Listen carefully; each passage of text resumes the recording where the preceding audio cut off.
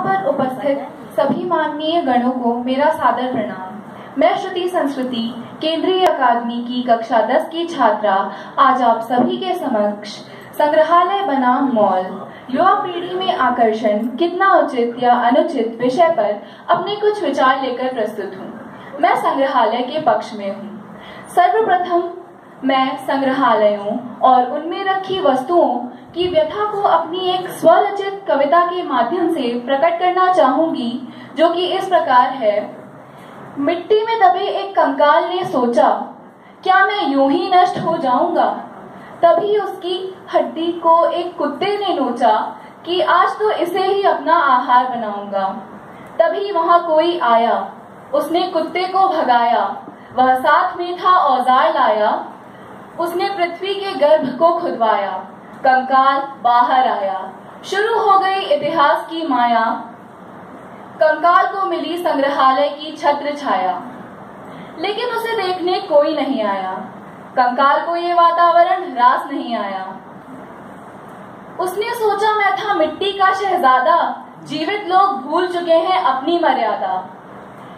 उनका ये आचरण उन्हें काल का ग्रास बनाएगा, उनका ये आचरण उन्हें काल का ग्रास बनाएगा। सावधान, इतिहास स्वयं को फिर से दोहराएगा, आज के लोगों को बीता हुआ कल बनाएगा। जी हाँ, आज के लोगों को बीता हुआ कल बनाएगा। अब मैं ये प्रश्न के रूप में कहूँ या ऐसे ही कह दूं, हम में से शायद ही कोई ऐसा व्यक्ति होगा जो इतिहास के पृष्ठों पर अपना नाम स्वर्णिम अक्षरों से अंकित नहीं करना चाहता होगा। इतिहास का अर्थ है बीता हुआ समय, अर्थात भूतकाल। अब प्रश्न ये उठता है कि इतिहास के इन पृष्ठों को आखिर संचित कौन करता होगा? तो इसका उत्तर अत्यंत सरल किंतु गंभीर है।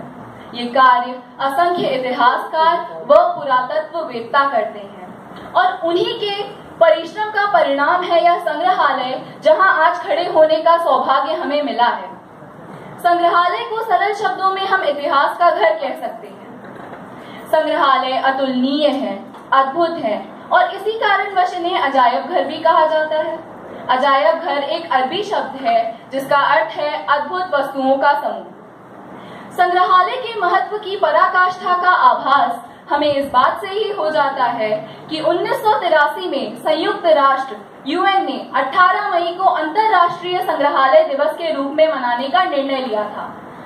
अब अंतर्राष्ट्रीय तो छोड़ दीजिए, हम राष्ट्रीय मॉल दिवस भी नहीं मनाते।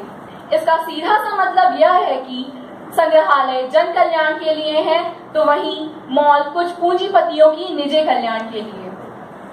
अब मैं ये कहना चाहूंगी कि संग्रहालय हमें हमारे शौर्य की गाथा सुनाते हैं। हमारा देश कितना प्राचीन है, कितना महान है, ये हमें संग्रहालय ही बताते हैं। अब यदि बात करें तो संग्रहालय ज्ञान का संसार है, वहीं मॉल आडंबर की दुनिया है। और आज के युग के अधिकांश युवा आडंबर या दिखावा रूपी व्याधि अर्थात बीमारी से ग्रसित हैं। अब उदाहरण के तौर पर हम वीर स्वतंत्रता सेनानी चंद्रशेखर आजाद को ही ले लेते हैं। इसके लिए हमें ज्यादा दूर जाने की आवश्यकता नहीं है। हमारे इस शहर की शान इलाहाबाद संग्रहालय चंद्रशेखर आजाद की कीर्ति और यश का बखान करता है। इसी संग्रहालय में रखी चंद्रशेखर आजाद की बंदूक हम सभी के हृदय में देशभक्ति की भावना जागृत करती है। अब यदि मैं देखूं तो यहाँ पे बहुत लोगों का ये मत है कि मॉल में एक ही छत के नीचे हमें सभी वस्तुएं उपलब्ध हो जाती हैं और इसी कारणवश हमारे समय की बचत होती है। मैं उनसे कहना चाहूंगी कि समय का रोना तो सदियों से चला आ रहा है। हम में से अधिकांश लोगों के पास सोशल मीडिया, टीवी के लिए समय है, किंतु अपने ही घर के पास की दुकानों में जाकर अपनी ही जरूरत के सामान खरीदने का समय नहीं है। और यदि संग्रहालय को इससे जोड़ा जाए तो संग्रहालय में तो एक ही छत के नीचे हमें संपूर्ण विश्व का ज्ञान प्राप्त होता है। मॉल कितने लोगों की रोजी रोटी मारता है। छोटे छोटे व्यापारियों के नुकसान का तो हम अंदाजा भी नहीं लगा सकते। संग्रहालय हमें ज्ञान देते हैं तो लोग कहेंगे कि मॉल अर्थ लाभ करवाते हैं। मैं कहना चाहूंगी कि संग्रहालय ज्ञान देते हैं और ज्ञान प्राप्ति के द्वारा ही अर्थ प्राप्ति के साधन खुलते हैं। संग्रहालय अत्यंत ही महत्वपूर्ण है। मैं ये बता दूं कि हमारे देश और विदेशों के मॉल में ज्यादा कुछ अंतर नहीं है, पर हमारे देश के कुछ संग्रहालयों और विदेशों के कुछ संग्रहालयों में थोड़ा बहुत, क्या कहें, जमीन और आसमान का फर्क है। क्योंकि विदेशी संग्रहालय तकनीकी दृष्टि से उन्नत हैं, वहीं हमारे देश के संग्रहालय उतने उन्नत नहीं है और उन्हें लंबी यात्रा तय करनी है, क्योंकि हमारे युवा तो उसमें कोई इंटरेस्ट ही नहीं दिखा रहे।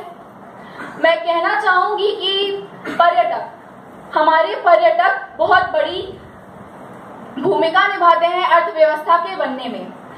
पर्यटन विभाग हमारे इस देश की अर्थव्यवस्था में 9.2% की भूमिका निभाता है। अब पर्यटक किसी भी स्थान पर मॉल देखने नहीं आते, वे आते हैं तो हमारे ये स्मारक और संग्रहालय देखने आते हैं। यूनाइटेड स्टेट्स ऑफ अमेरिका इस दुनिया की सबसे बड़ी अर्थव्यवस्था का स्वामी, परंतु वहीं पर इस दुनिया का सबसे बड़ा अनुसंधान व संग्रहालयों का समूह द स्मिथसोनियन, जिसके अंतर्गत 19 संग्रहालय आते हैं, वॉशिंगटन डीसी अर्थात यूएसए की राजधानी में स्थित है। अब मैं ये बता दूं कि ये अत्यंत दुखद है कि लोग ऐसा मानते हैं कि संग्रहालय हमारी इस अर्थव्यवस्था पर बोझ है। मैं अब ये भी कहना चाहूंगी कि जो संग्रहालय हैं वो अत्यंत महत्वपूर्ण होने के साथ साथ हर चीज में अपना योगदान दे रहे हैं। लोग कहते हैं कि यहाँ पर शुल्क लिया जाता है, मॉल में तो हमें ऐसे ही जाने को मिलता है और हम सब कभी ना कभी गए होंगे, तो ठीक है हम गए होंगे, लेकिन संग्रहालय में जो शुल्क है वो नाम मात्र है। एक और बात कि मॉल बिचौलिए अथवा दलाल का कार्य करते हैं निर्माताओं और उपभोक्ताओं के बीच में। वहीं हमारे संग्रहालय बुनकर, कुम्हार आदि हमारे कला के पुजारियों को प्रेरणा देते हैं कि नहीं भाई, अपने पारिवारिक व्यवसाय को मत छोड़ो। अब मैं ये कहना चाहूंगी कि संग्रहालय में प्रस्तुत हर चीज हमें शिक्षा देती है। वस्तुतः संग्रहालय पर प्रश्न चिन्ह खड़ा करना शिक्षा पर सवाल उठाने जैसा होगा, और शिक्षा के महत्व को तो कोई तर्क खंडित नहीं कर सकता, क्योंकि शिक्षा ही हमें तर्क करना सिखाती है। अंत में जाते जाते मैं बस अपनी 2 पंक्तियां कहना चाहूंगी कि अपनाइए पाश्चात्य संस्कृति को अपने तरीके से, अपनाइए पाश्चात्य संस्कृति को अपने तरीके से, अरे इतिहास के साथ पेश आइए थोड़ा तो सलीके से। धन्यवाद। जय हिंद, जय भारत।